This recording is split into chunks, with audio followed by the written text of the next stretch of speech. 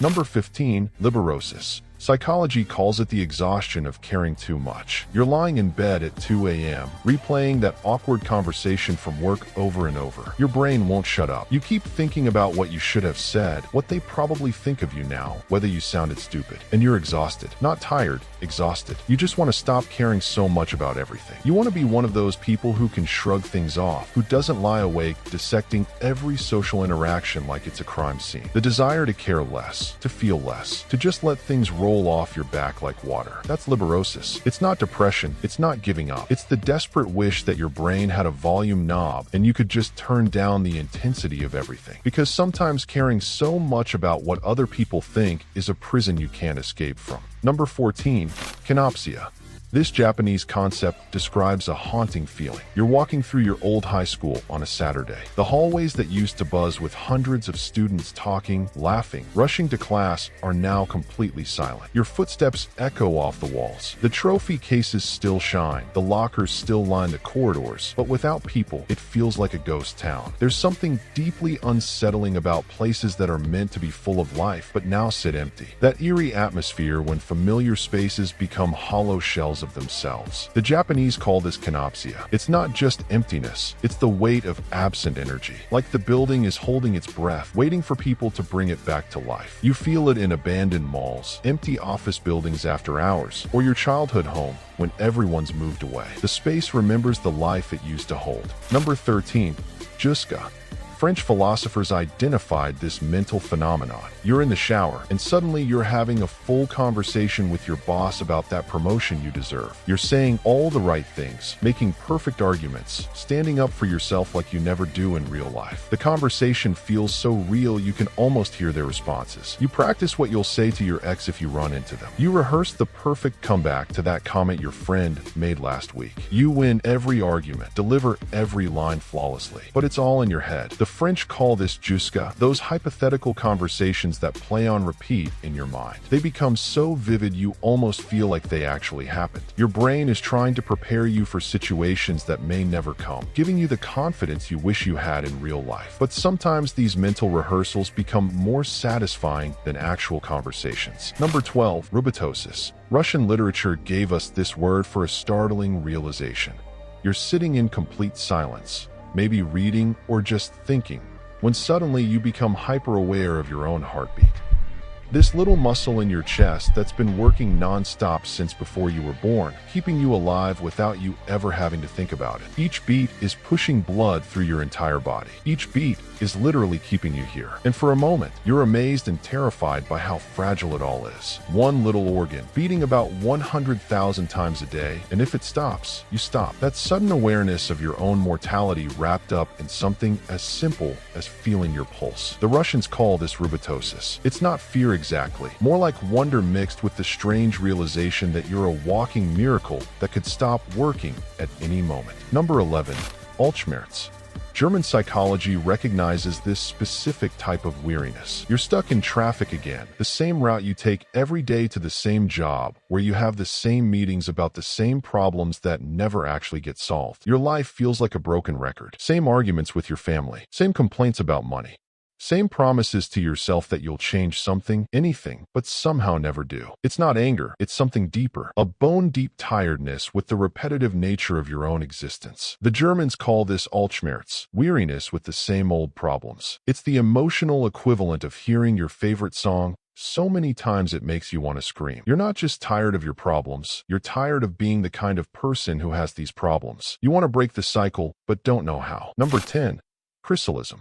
Ancient Greeks understood this protective feeling. There's a thunderstorm outside and you're curled up on your couch with a blanket, watching the rain attack your windows. The wind is howling. The world outside looks chaotic and dangerous, but inside you feel completely safe and cozy. There's something magical about being protected from the storm while still being able to witness its power. The contrast makes your warm, dry space feel like the most perfect place in the world. The Greeks call this Chrysalism, the peaceful feeling of being sheltered during during a storm. It's not just about the weather. It's about any time you feel safely removed from chaos. When you're healthy and watching the news about distant tragedies. When you're financially stable and hear about economic crashes. When you're in a good relationship and see your friends dating disasters. There's comfort in being inside the bubble while the world rages outside. Number 9. Vellichor. Bibliophiles know this sensation intimately. You walk into a used bookstore and immediately smell that mixture of old paper, dust, and something indefinable that every book lover recognizes. The shelves are packed with books that have been read, loved, abandoned, and found again. Each one has been held by different hands, lived in different homes, meant something to someone. You run your fingers along the spines and feel connected to all the people who came before you. There's something deeply nostalgic about old books, even ones you've never read. The weight of all those stories, all those previous owners, all that accumulated time and wisdom. That's Vellichor, the nostalgic atmosphere of old bookstores and libraries. It's not just about books. It's about feeling connected to the continuous stream of human experience. You're part of something bigger than yourself. Number 8. Monachopsis.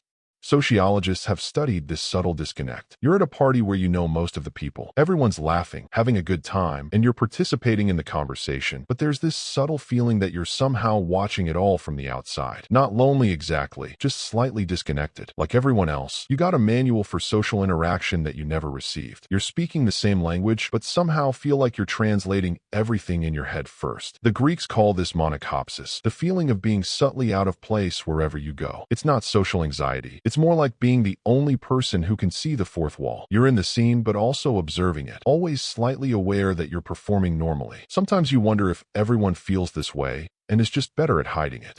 Number 7. Anemoia. Historians recognize this peculiar form of homesickness.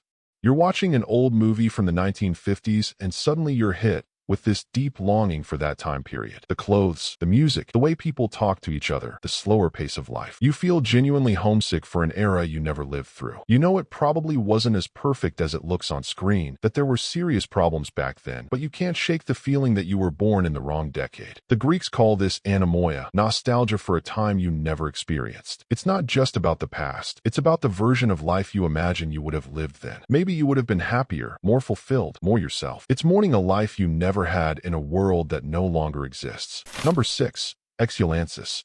Communication theorists have named this frustrating barrier. You had this incredible experience, maybe traveling alone or having a deep realization about life, and you're so excited to share it with people. But every time you try to tell the story, you watch their eyes glaze over. They nod politely, but you can tell they don't really get it. The thing that felt so profound and life-changing to you just sounds like another travel story or personal anecdote to them. So eventually you stop trying to explain it. You keep that beautiful, meaningful experience locked inside because the words don't exist to make someone else feel what you felt. That's exulansis, the tendency to give up trying to talk about meaningful experiences because people can't understand them. It's lonely, but it's also sacred. Some things are too personal, too profound to survive the translation into words. Number 5.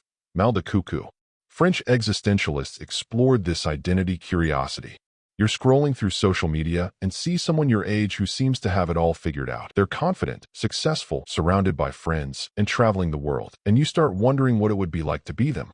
Not in a jealous way, just curious. What would it feel like to wake up in their body, with their memories, their personality, their life? Sometimes you catch yourself in the mirror and feel surprised by your own reflection, like you forgot what you looked like. The French call this mal de coucou, the desire to be someone else. Not because you hate yourself, but because you're genuinely curious about what it would be like to experience life from a completely different perspective, to have different strengths, different fears, different dreams. It's the ultimate what-if question about identity. Number 4. Flashover.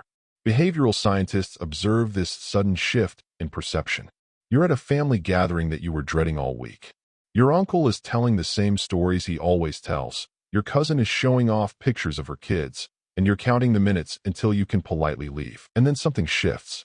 Maybe someone tells a funny story, or you remember why you actually love these people, or you just decide to stop resisting and start participating. Suddenly, you're having a good time. The exact same situation that felt like torture 5 minutes ago now feels warm and meaningful. That moment when something boring or unpleasant suddenly becomes enjoyable is called flashover. It's not about the situation changing.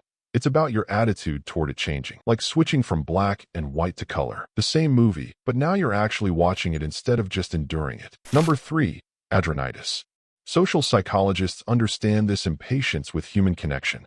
You meet someone at a coffee shop, at work, at a party, and there's something about them that makes you want to know everything. Not romantically necessarily, just humanly. You want to skip past the small talk about the weather and jobs and dive straight into their deepest thoughts, their childhood fears, their 3 a.m. existential questions. You want to know what makes them laugh until they cry, what keeps them awake at night, what they dream about.